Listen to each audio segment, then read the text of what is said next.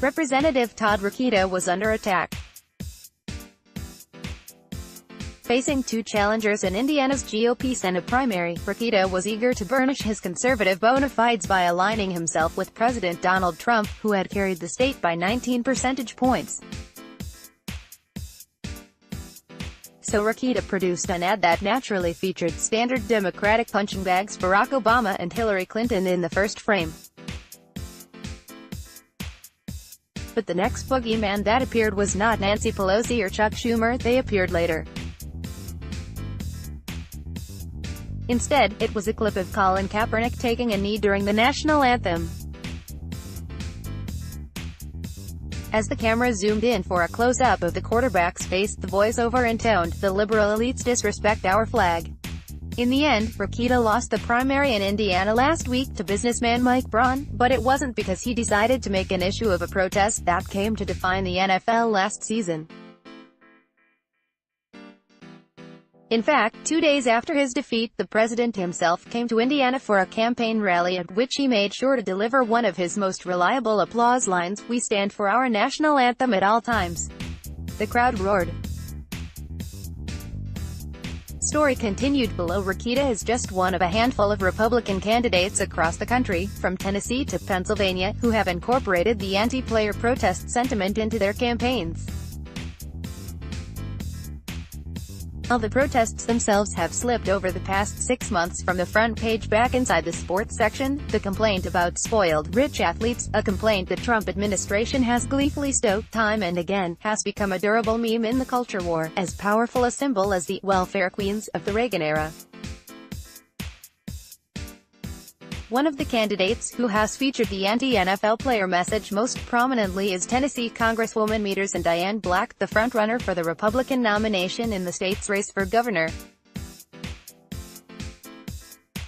On Super Bowl Sunday, Black aired her own campaign ad in which she stood in front of the camera and said, "It's too bad the league doesn't respect the patriotism of our national anthem." A month later, she followed up by publishing a 700-word op-ed on Outkick the Coverage, a website run by sports talk firebrand and conservative darling Clay Travis, declaring that she would give up her season tickets for the coming season. "It has been something that has been a conversational piece as I travel throughout the state," Black told me. "People are saying thank you for standing up." Black and Rokita have tapped into an emotional and polarizing national argument that began when Kaepernick and other NFL players knelt during the national anthem to protest racial inequality and police violence. In September, at a campaign rally for Alabama Senate candidate Luther Strange, Trump famously called the players "sons of bitches," recasting the protests from an exercise of free speech into an insult to patriotism and disrespect to the military. Republicans took his cue. Last year, Virginia gubernatorial candidate Ed Gillespie sent out a mailer attacking the players. In Alabama, Republican Senate candidate Roy Moore, former Chief Justice of the Alabama Supreme Court, called the protests illegal. The NFL has done its best to quash the protests, worried about the bad publicity and alienating conservative fans, of which the league has many. By October last year, the NFL was one of the most divisive brands in the country and had a net favorability of -24 among Trump voters. Kaepernick, despite respectable stats, went unsigned last year and has since filed a collusion lawsuit against the league.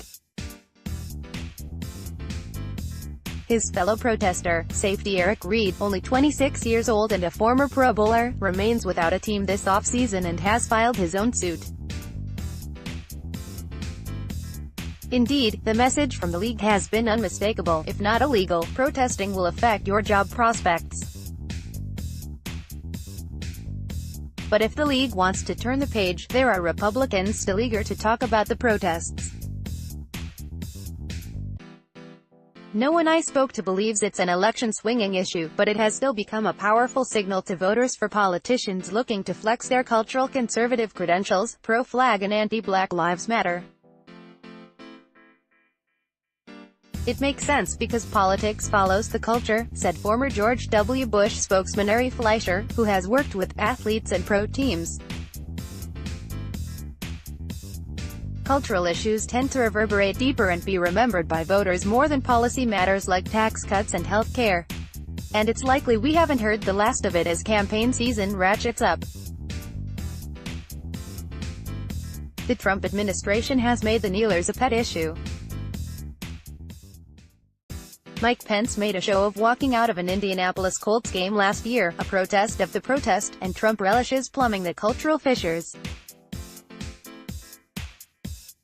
A former Trump White House advisor put it to me this way: Colin Kaepernick probably has a higher name ID than Nancy Pelosi.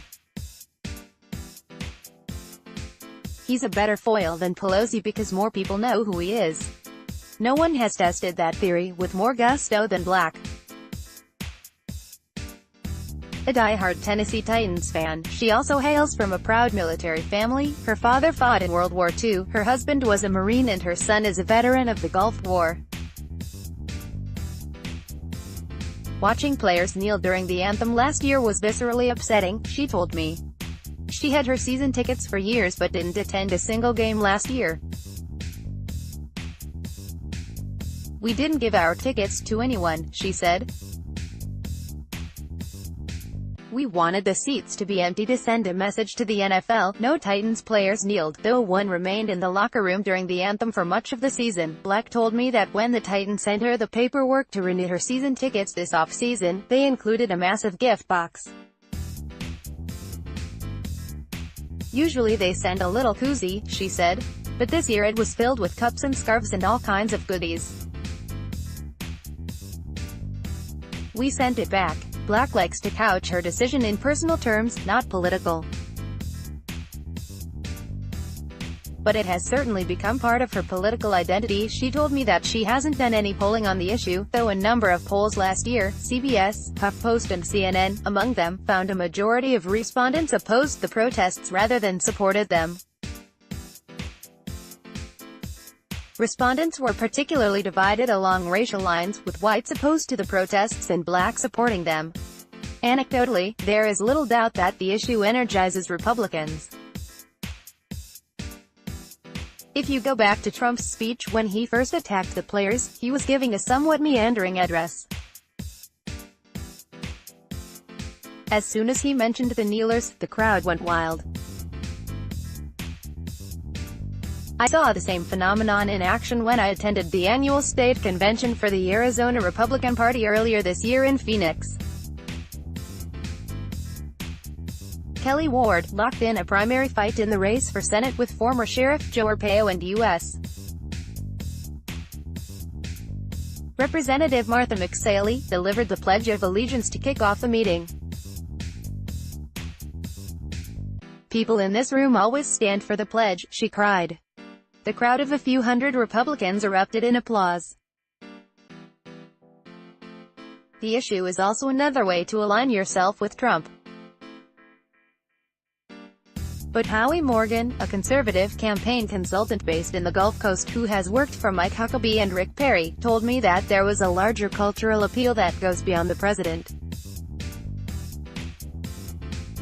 "If you want to show voters that you support the military and veterans, it works," he said. "Just like you raffle off a gun to show you're strong on guns." He added that when his clients post anything about the protests to social media, it spreads like wildfire. Fleischer said the kneelers could be an especially potent campaign issue for a Republican able to find a Democratic opponent who voiced support for them.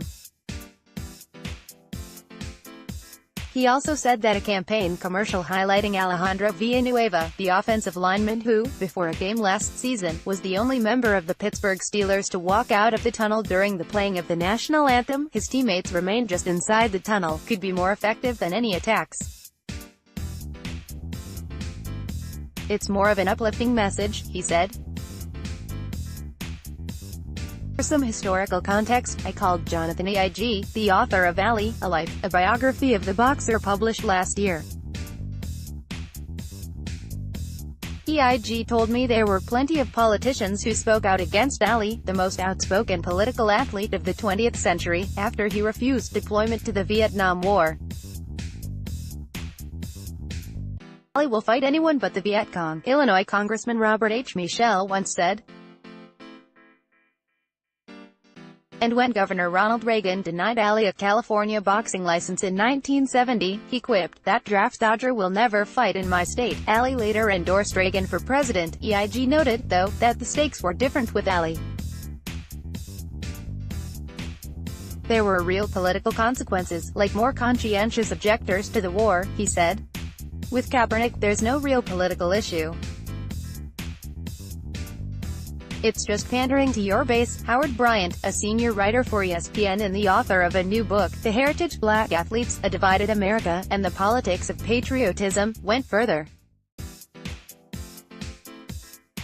This is no different than Willie Horton, he said. It's the soft-on-crime message. Before, they used felons to get out the vote, now they use ball players. When I asked Black about the racial undertones, Bryant noted, she didn't address the question directly, but reiterated how personal the issue was to her. "I just don't believe that's the venue," she said of the protests.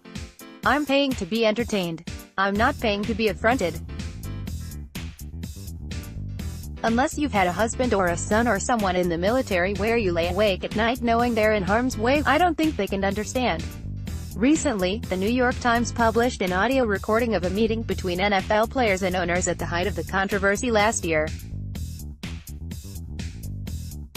The league's fear of Trump was painfully obvious. "The problem we have is, we have a president who will use the kneeling as fodder to do his mission," said New England Patriots owner, and Trump friend, Robert Kraft. While pressing the players to abandon the protests, owners pledged $100 million to social justice causes. The kneeling tapered off. By the end of the season, the protests were an afterthought. With the new season 3 months away, and Kaepernick and Reed jobless, it is difficult to imagine the players returning to their protest. But Black told me she could see the protests coming up in a debate in Nashville. "I have very patriotic constituents," she said. Added Morgan, "There's no doubt Republicans are still pissed off about it." Ben Strauss is the co-author of Indentured, The Inside Story of the Rebellion Against the NCAA, winner of the 2017 PEN ESPN Award for Literary Sports Writing.